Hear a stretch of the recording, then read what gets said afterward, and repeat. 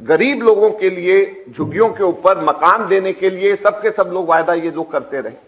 दुख की बात यह है कि 2023 अकेले एक वर्ष में, पिछले वर्ष में अकेले एक वर्ष में यहां पे जो लिखा है 2,80,000 लोगों को कर डाला बेघर, ये अकेले 2023 की फिगर्स है। एक housing and land rights network है, एक संस्था है, उसने दिल्ली के जितने भी लोगों को बेघर किया गया है उसको सालवार उसका उन्होंने निकाला है, और उन्होंने ये बोला है कि अकेले 2023 में केंद्र सरकार और दिल्ली सरकार ने मिलकर के, जब G20 का समिट सितंबर में 2023 में हुआ था, उसकी तैयारी के लिए दोनों सरकारों ने मिलकर, वैसे झगड़ते रहते हैं आपस के अंदर, लेकिन जब झुग्गी वालों को विस्थापित करना होता है, जब झुग्गियां तोड़नी होती हैं, तो दोनों के दोनों ने मिलकर के 2,80,000 झुग्गियां दिल्ली के अंदर डिमोलिश करी।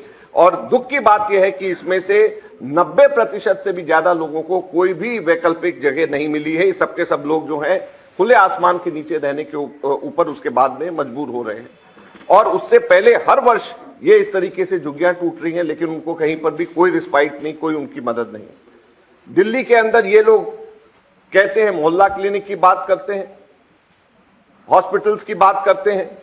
हैरानी की बात यह है, अभी सितंबर के अंदर एक हेल्थ डिपार्टमेंट की मीटिंग हुई, 10,250 करोड़ रुपए की जरूरत है। जैसे इसमें लिखा है 30% डॉक्टर नहीं, 10,250 करोड़ की कमी से जूझ रहे अस्पताल।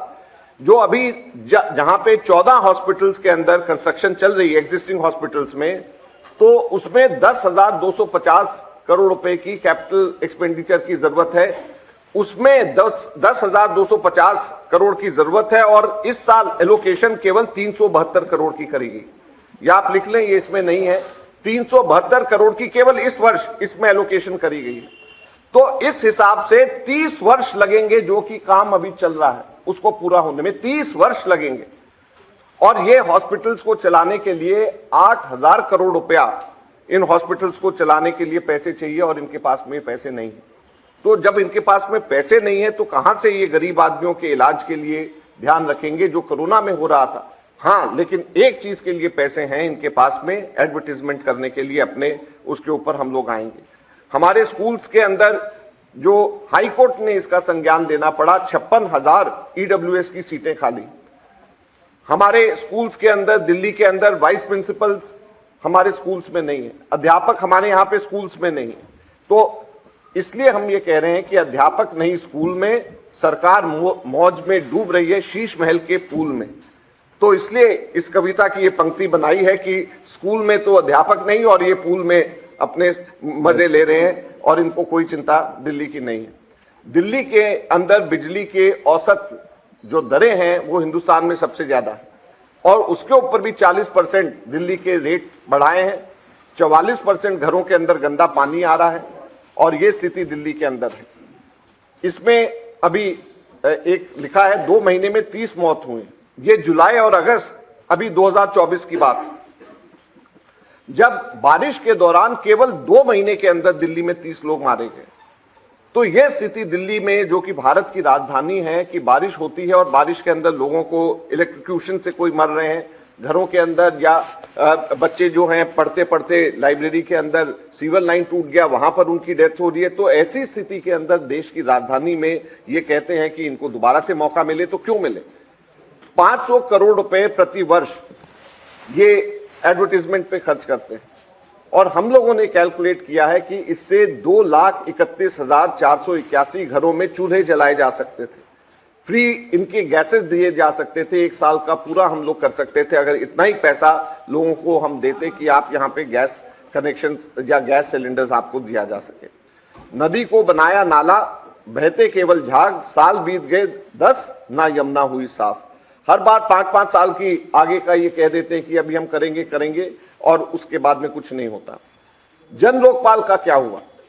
3,652 दिन, 10 साल गुजर गए, जन लोकपाल अभी तक नहीं बना। ये कहते हैं कि दिल्ली के अंदर इनको LG नहीं बनाने देता।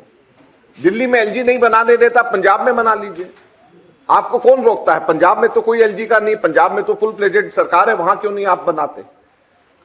तो केवल बहाना है जिसको लेकर के। और 10 साल पहले जब ये बनी थी पार्टी, तो लोकपाल और जन लोकपाल के नाम पे बनी थी, अब उस चीज को भूल गए। जुगलबंदी ने कैसा बनाया अपराध का माहौल। जहां पे हम जुगलबंदी कह रहे हैं वहां पे केंद्र सरकार और दिल्ली सरकार के मिल करके और मिली भगत की बात कर रहे हैं। दूसरा, करेंगे सिर्फ काम की राजनीति, ये कहते हैं कि करेंगे सिर्फ काम की राजनीति, तो हम उनको कहते हैं केजरीवाल जी की भाषा में ही तो करना। ये कहते हैं कि हम करेंगे काम की राजनीति, तो हम केजरीवाल जी को कहते हैं तो करना, कौन रोक रहा है? केजरीवाल करना, तो काम की राजनीति करिए, फर्जीवाड़े की राजनीति मत करिए, तो केजरीवाल करना। आम आदमी जो 2 रुपए का पेन जेब में रख करके घूमता है, रबड़ की चप्पलें पहनता, अब तो थोड़ा सा इस जो है विंटर्स में थोड़े ढंग के कपड़े पहनने लग गए, भगवान ने सद्बुद्धि दी है उनको, वो शीश महल का राजा कैसे बन गए? हम लोगों ने तो कैलकुलेट किया था कि 173 करोड़ रुपया सरकारी पैसे से व्यय किया है, और अब तो जब वहां पर जिस तरीके के विजुअल सामने आए हैं, जिस तरीके के उनके कहना नहीं चाहिए लेकिन बाथरूम से लेकर के हर जगह के विजुअल सामने आए हैं, तो वो तो राजा की तरह रहते हैं। तो अपनी पार्टी का नाम आम आदमी क्यों रखा हुआ है? जेब में 2 रुपए का पेन क्यों रखते हैं? सिर्फ दिखावे के लिए, वोट लेने के लिए, उसके अलावा तो कुछ नहीं। जुगल जोड़ी ने कैसा किया दिल्ली को शर्मिंदा। तो ये जुमलेबाजी और जुगल जोड़ी जो केंद्र सरकार की और इसकी है, कॉरपोरेशन और दिल्ली सरकार पिछले साल से पहले तो लगातार एक दूसरे के ऊपर दोष मढ़ते रहते थे कि पानी आपकी वजह से बढ़ा, आपने सफाई नहीं करी, आपकी वजह से हुआ, एलजी ने काम नहीं करने दिया, वो कहते मेयर ने काम नहीं किया करने दिया, मेयर कहते ये पैसे नहीं दिए। अब तो दोनों आपके हैं, तो फिर करना, कौन रोकता है? अब तो दोनों के दोनों इनके हैं, कौन उसको रोक रहा है? दिल्ली को कैसे बनाया नफरत का बाजार। दिल्ली में इस तरीके के दंगे कभी भी नहीं होते थे जो कि अब पिछले 10 वर्षों के अंदर हुए, और जिस तरीके के हालात दिल्ली के अंदर पैदा हुए। दलितों के जीवन को कैसे बनाया नरक, इसको जरूर पढ़िएगा, ये पॉइंट नंबर 6 है। और पॉइंट नंबर 7, दिल्ली के निर्माताओं के सम्मान को कैसे हुआ समझौता, और दिल्ली की बेटियों का कैसे जीना हुआ मुश्किल। ये 8 पॉइंट्स टोटल हैं, इसको डिटेल में आप जरूर देखिएगा। ये हम दिल्ली की जनता को अर्पित कर रहे हैं केजरीवाल सरकार के काले कारनामों के ऊपर श्वेत पत्र। धन्यवाद।